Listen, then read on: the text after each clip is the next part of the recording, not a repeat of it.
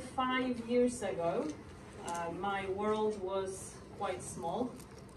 I wasn't really concerned about much beyond myself and the everydayness of my life, such as my relationships, working, studying, saving money, enjoying my free time. However, all that changed when my world literally got challenged when, while a university student, I signed up for this mysteriously at the time sounding class called Sustainable Society. So at the time, I knew that climate change exists. I knew we have global warming and that polar bears are suffering. That's about it.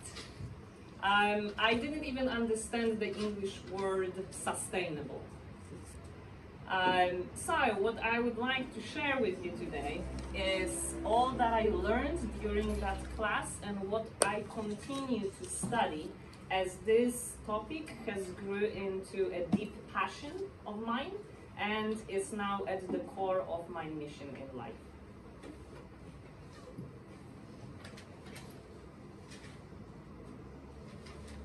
The earth, our home, it's been nourishing us, providing us with shelter, food, water, beauty and inspiration. It's the place where we evolved. It's the place where we have created the most amazing things. However, now we are facing the greatest, the most serious challenge in history. The crisis that threatens all that we know. A crisis that threatens a collapse of the world as we know it and everything we depend on for life. That challenge is called the climate crisis. There are 3 questions we will investigate today. Must we change? Can we change? Will we change?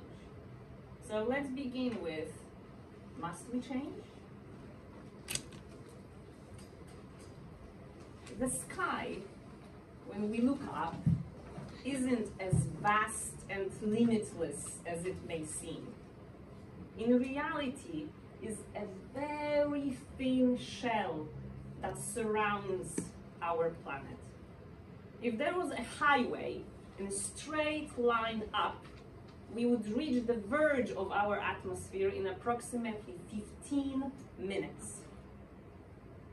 And yet, we are dumping 140 million tons of pollutants such as carbon dioxide and methane into the atmosphere every single day. Now, why does it matter? Why carbon dioxide and methane are so important? Here's the answer. Let's have a look at simple science, basic science of greenhouse effect, which plays a crucial role in the climate crisis. Most of the energy that comes from the sun is absorbed by our planet and warms it. Some of that energy is re-radiated back in the form of heat. That outgoing heat is partially trapped within our atmosphere, and this is what we call a greenhouse effect. So we could say that it has been working like a blanket that's wrapped around our planet and keeps it nice and warm. It's actually a very good thing, because thanks to this effect, a life evolved on our planet and thrived. However, we have been thickening this blanket by adding more and more heat-trapping gases, such as carbon dioxide and methane, causing the planet to warm in an unprecedented rate. So, how do we add these heat-trapping gases? There are many sources of those. Definitely all kinds of transportation, whether that's land, air, or water. Burning fossil fuels, such as coal, natural gas, oil for energy, landfills, large-scale deforestation, and all kinds of agricultural and industrial processes. The most important, the main source of greenhouse gases is energy. And as a result of escalation of all these activities performed by all of us, right, the Earth has been heating. There were 19 record-breaking heat events in our history, and 19 of them happened since 2001. 5 of the hottest in history happened in past 5 years.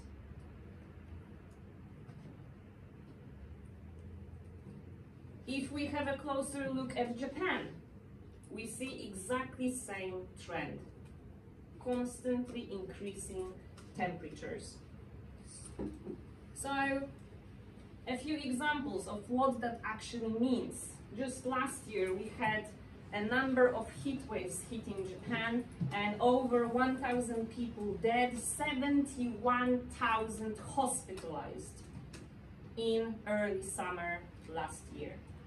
This year, again, we had a number of heat waves hitting the country, including Hokkaido in May, where temperatures reached almost 40 degrees Celsius.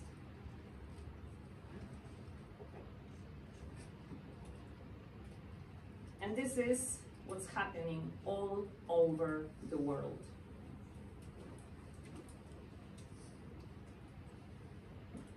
So, majority of that extra heat is absorbed by the oceans. Now, what that causes is making the ocean more acidic. And what that results in turn is, for example, damaging and killing coral reefs, which are called the underwater nurseries. Right? And also we have nearly 1 billion of people who depend on corals for their food and livelihoods. Much of it already gone.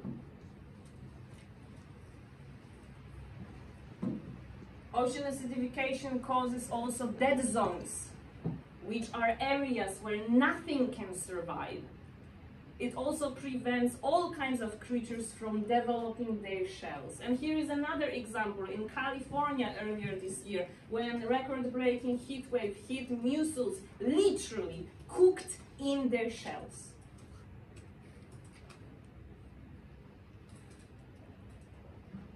So, all this extra heat is also causing ocean-based storms, like cyclones or typhoons, as we call them in Japan, to take place more frequently, for them to be stronger and more destructive.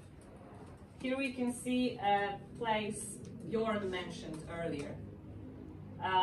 Philippines, Palau, Vietnam, and China were hit by Typhoon Haiyan, one of the strongest in history. And in Philippines alone, it left 6,000 dead and 4 million people displaced.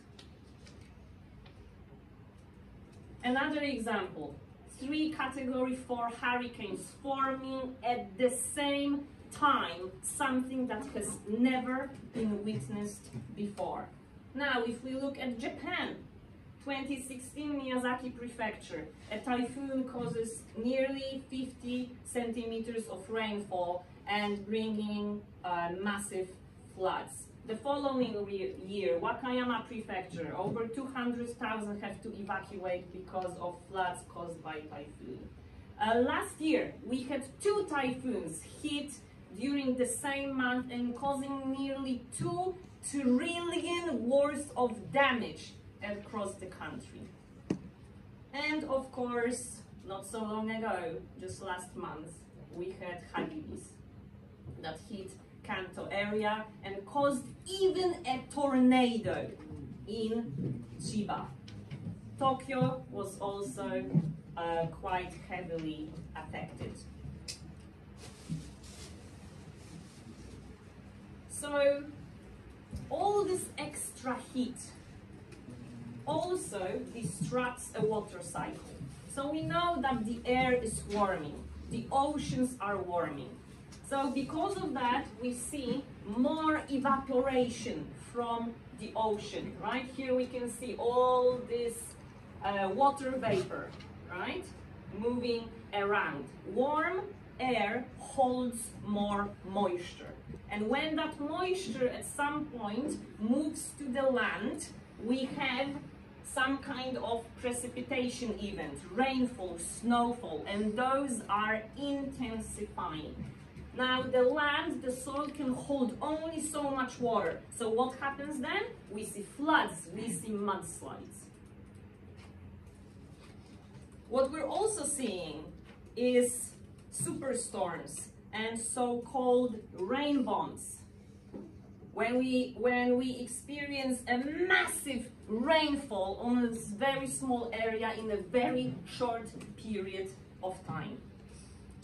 These and other extreme events occur now 40% more often than in 1980s.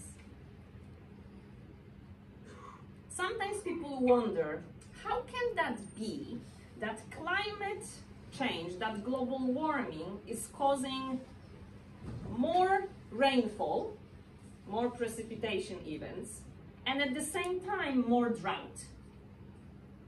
The same heat that makes water from the ocean evaporate and then cause large and intense downpours also pulls out moisture from the soil, making droughts come more frequently, keeping them stuck in one area for prolonged periods of time. Across the globe, we are seeing more and more extreme weather conditions: storms, floods, mudslides, heat waves, droughts, and fires. Here another example from Japan. Kanto area in 2016 experienced unprecedented shortage of water. Here we can see a lake in India, one that people in the area depend on for water. Summer last year, within a year of droughts, limited monsoon rainfall and heat waves, this is how it looks now. As temperatures grow, we are also seeing an increased number of fires. And this year, many years before also, but this year we are seeing an unprecedented number and scale of wildfires across the world. Earlier in summer in Siberia, the fires were so intense that the government had to declare the state of emergency. Just now, I think, still in Australia, again, fires on the scale no one has ever seen before. So we talked about extreme weather conditions, about heat waves, warming oceans, the acidification of the oceans, typhoons, floods, violent storms, droughts, and wildfires. Now, let's move to a different area of our planet and let's talk a little bit about the colder areas. So, Again, this extra heat in our atmosphere is causing ice covers melt, especially in Greenland and in Antarctica. Here we have an example of a glacier in Greenland. This is how it looked like in 1935, and this is what's left of it now. What does it translate into?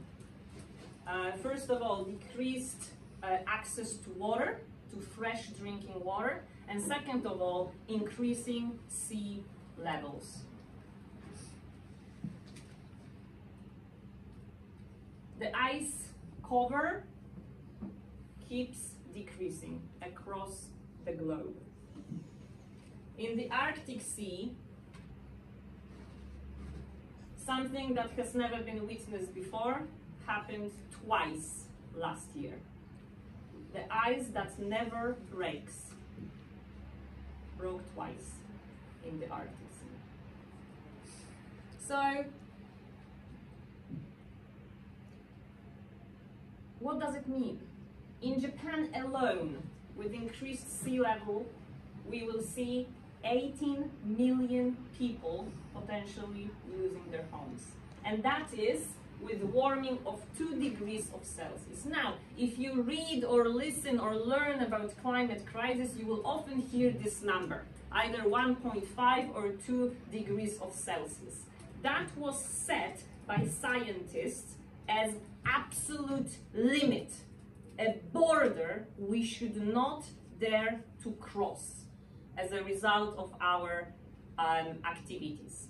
Because if we do, we will set in motion processes that are really hard to imagine, and no one can really for sure predict how the world, much warmer world than this, will look like. Now, if we have a look at a different perspective, sea level rise, 1 trillion in assets will be at risk with 1 meter of sea level rise. Here we have an urban area of Osaka and Kobe. This is how it looks like now. Now, if we experience 3 degrees of warming, all these areas in blue will be underwater. Department of Defense of the United States stated that climate change will likely lead to food and water shortages, pandemic disease, disputes over refugees and resources, and destruction by natural disasters in regions across the globe. Heat stress is now also beginning to affect our food and especially crop yields. Exposure to higher levels of carbon dioxide in the atmosphere also decreases the nutritional value of many staple foods such as rice, wheat, and soy. In Japan, already in 80% of prefectures, we're seeing decreased rice yields. Climate change is also a medical emergency.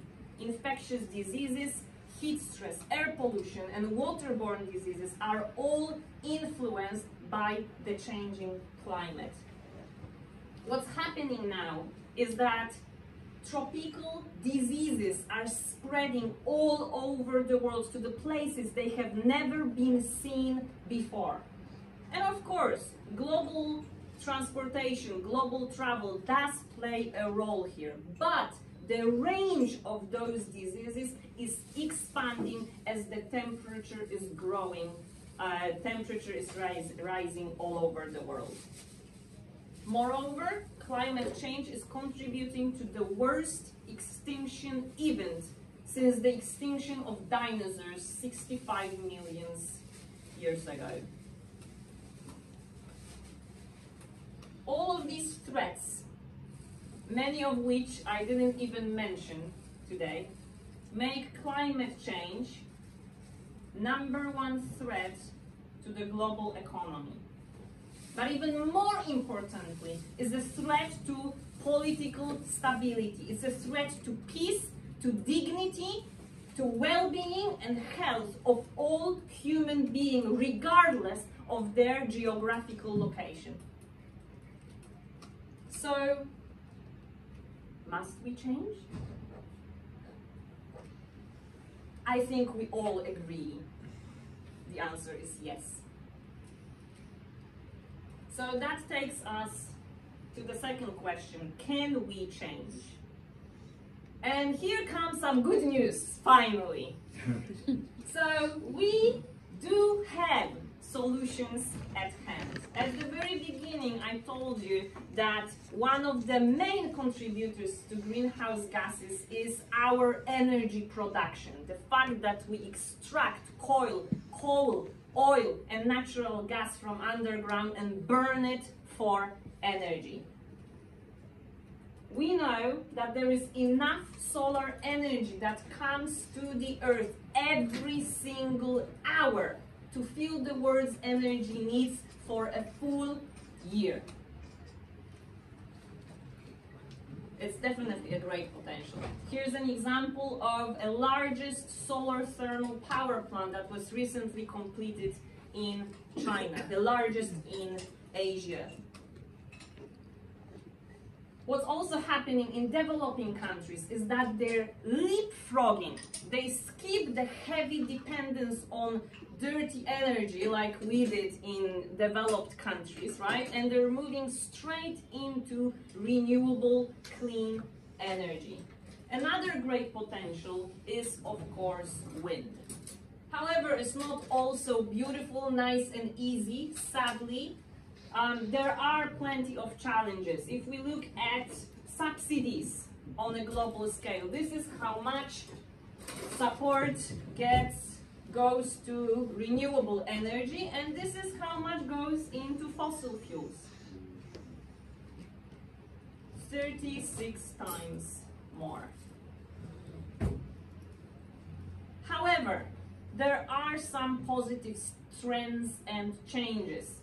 In just last year, 112 global financial institutions announced they will stop financing coal-fired power plants.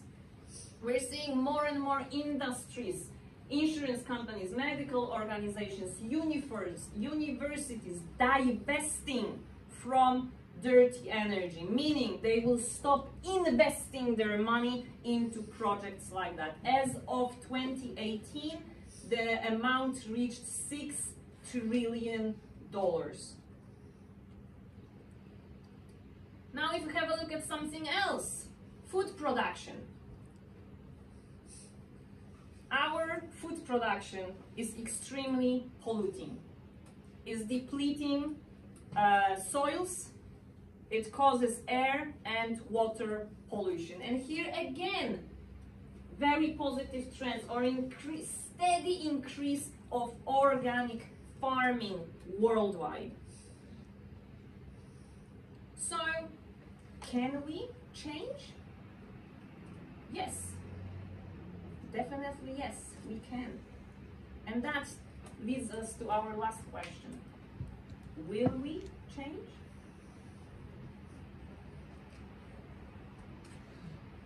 In 2015, there was a historical event in Paris when virtually every country committed to zero greenhouse emissions.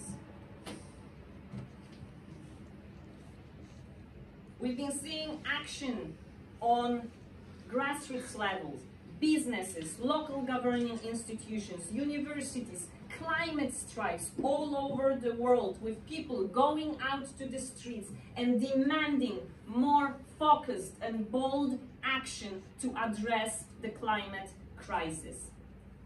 The change is coming. Nevertheless, way too often, conversations about climate crisis focus on the cost of change, prioritizing the global trade and goals of infinite growth. often disregarding the fact, just like the dinosaurs here, that we cannot have infinite growth on a finite planet with finite resources. We need to remember that at the end of the day, the climate crisis is about human rights.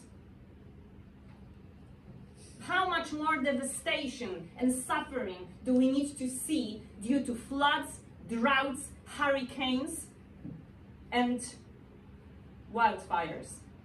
How much more pollution of oceans and waterways? How much dirty air do we need to breathe? How many more species do we need to drive to extinction? How many more conflicts around water and food, which are growing more and more scarce?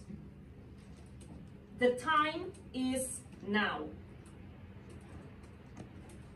Join those who are speaking out and making choices to fight the climate change. Use your voice, use your vote, use your choices, and speak truth to the climate crisis like your world depends on it, because it truly does. Thank you.